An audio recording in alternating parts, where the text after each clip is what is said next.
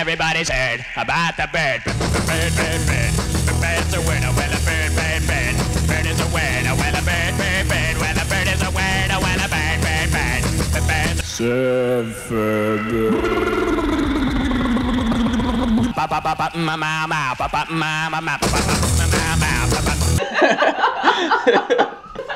You done? Quit chewing on my shoes. Or you get the bird as the word. Hajime!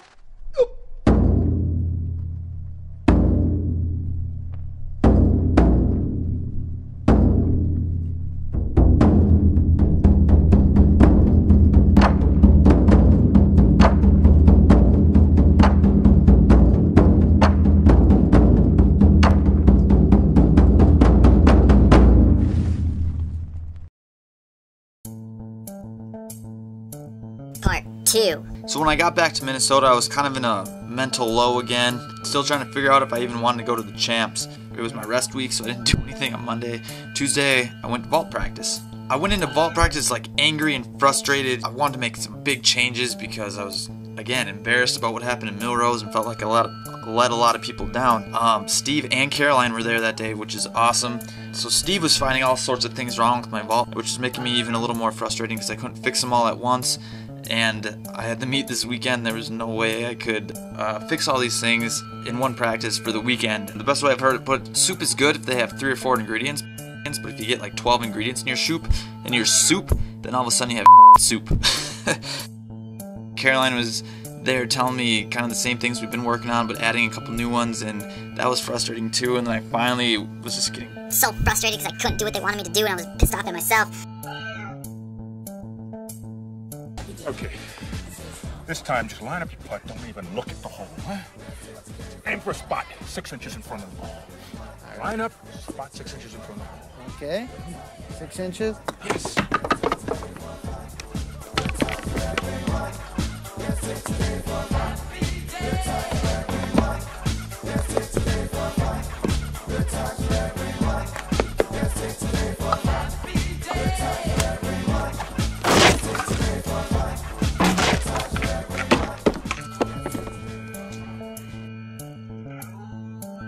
all of a sudden, Cammie, one of the Gopher girls, came up to me and just goes, Shawn, what were 3 good things about your vault? And it like hurt my brain. I didn't die, and I didn't maim myself.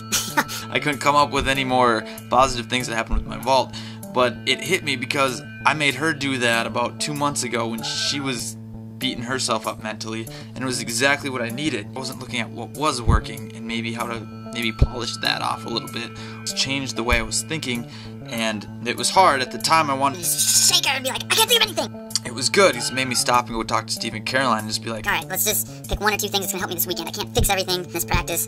And things started to change. So at this practice we found out why I was shooting to the left, because I was still shooting to the left at the beginning of practice, and it was when my arm was away from my head.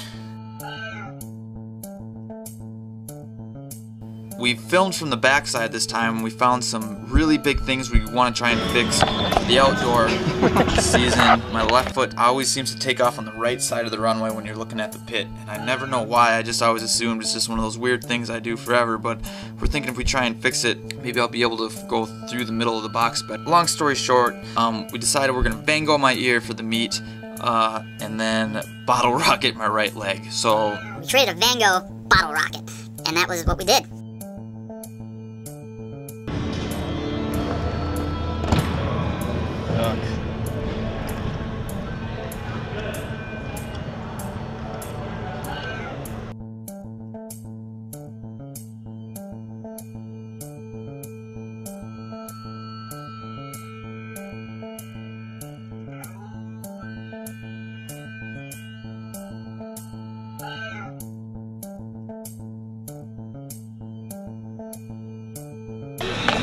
You're not mad? Not mad. Shawn is mad though, but that's kind of, you know.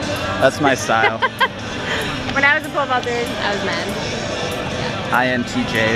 Yeah. And so, yeah, those are the 2 cues I was going into the US Champs with. When I got back home, we even got more snow, and we played with Squish in the snow for a while. So you people complaining about 4, 5, 7 inches of snow, watch this. Oh! Oh. Oh no. It's so deep. Let's go, buddy. Oh no. Come on. Come on, good boy. Oh. Good boy.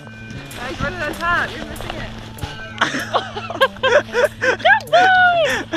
Good boy! You are the best dog ever. He's almost no. This is kind of cold, guys. I think I'm done.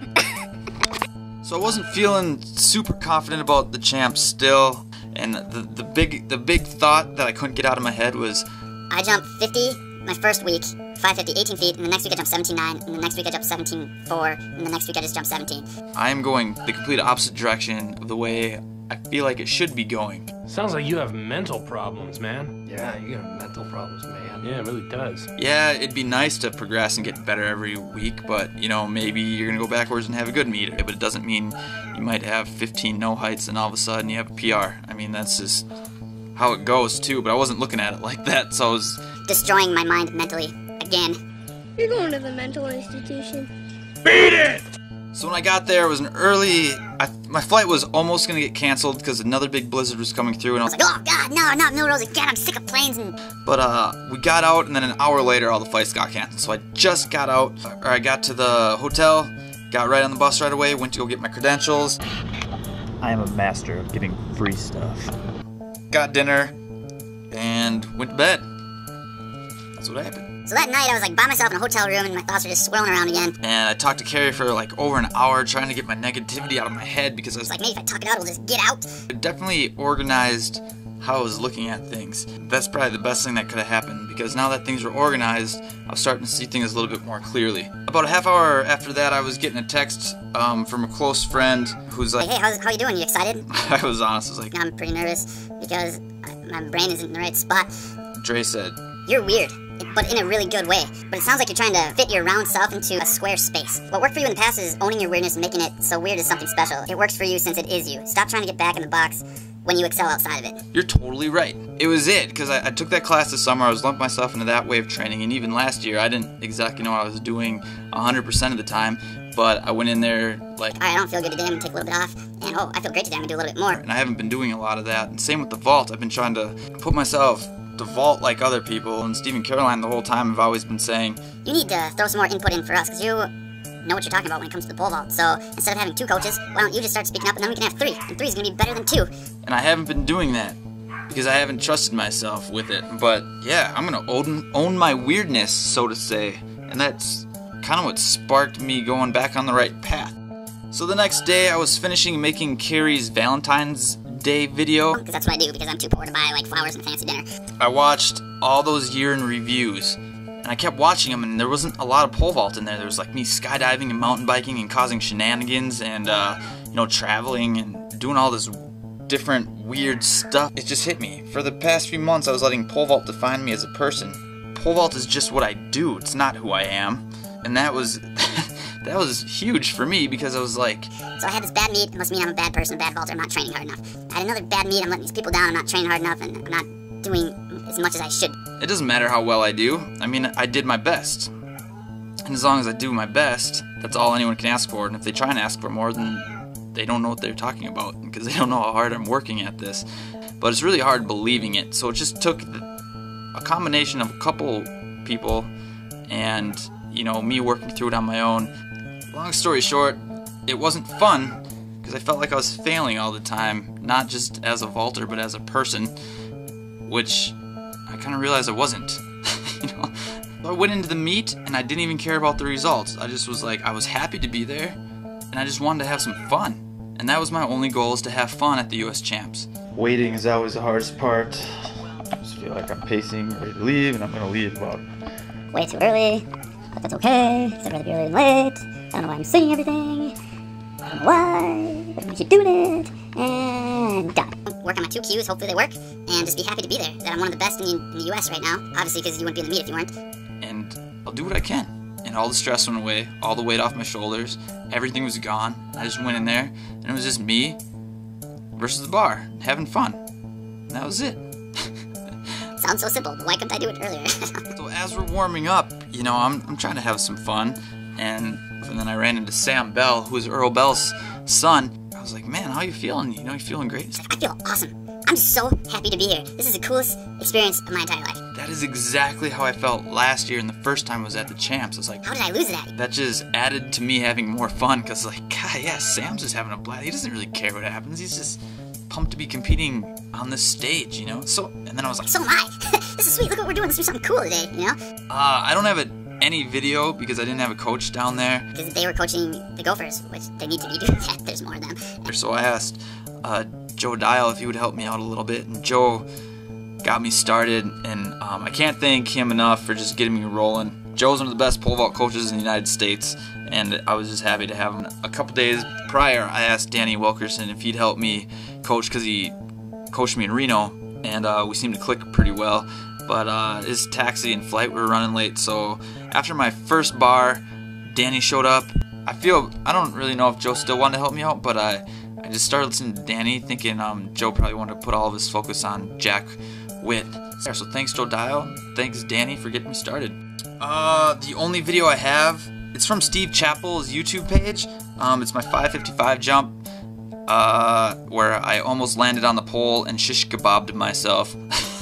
It's not the prettiest jump ever. I think I saw the pole coming back my way and kind of lost posture on top of the pole, and then everything started going kind of crazy.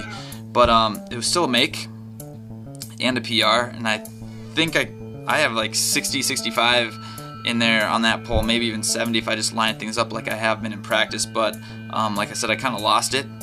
But no, it was a good jump, and I was just pumped not to have a pole fly up some unmentionables. Steve Chappell, I ripped this off of YouTube. Please don't get mad at me for stealing it, but I don't have any video. Please, everyone, go to Chappell's page. He has nothing but videos of pole vaulters for everywhere he goes, so check out all of his videos that he has on there. Go like my video on there. I think it almost has 1,000 views in less than a week, so that's kind of awesome. I wish it was on my YouTube channel. The good news after the meet is that I feel like there's still a lot more in the tanks. Things are starting to click. Yeah, we're gonna grab 5-meter poles and just pack them for outdoors. I'm gonna take a couple weeks off and then start training again. And the first meet, I'll probably do a short approach meet, Arizona, maybe fulls, and then probably open up my full approach meet in Mount Sac. Fun is going to stay at the top of my list, and if things stop being fun, I need to reassess, because that was one of the most miserable seasons I've ever had mentally, even though it was probably the best indoor season I've ever had product-wise. The process wasn't very fun. There, thanks everyone for watching, I appreciate it, and I'm going to end with the message I left on my Instagram. So like how subscribe, share, like, Instagram, whatever else, you know. Boom. Thanks again for watching and supporting. See you later. Okay, bye. It was insane. Probably the best women's competition I have ever seen. Kylie Hudson jumped 475. What? It was incredible. Kylie Hudson looked just sick. It was the 3rd highest jump that an American's ever had.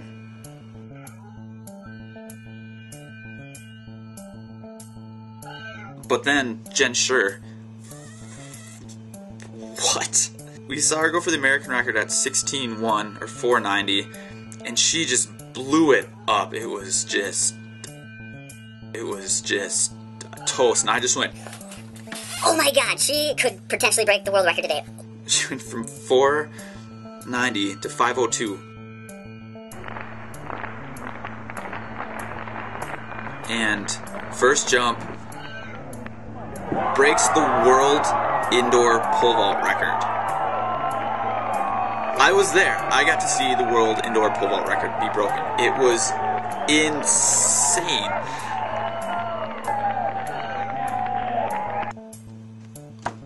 What?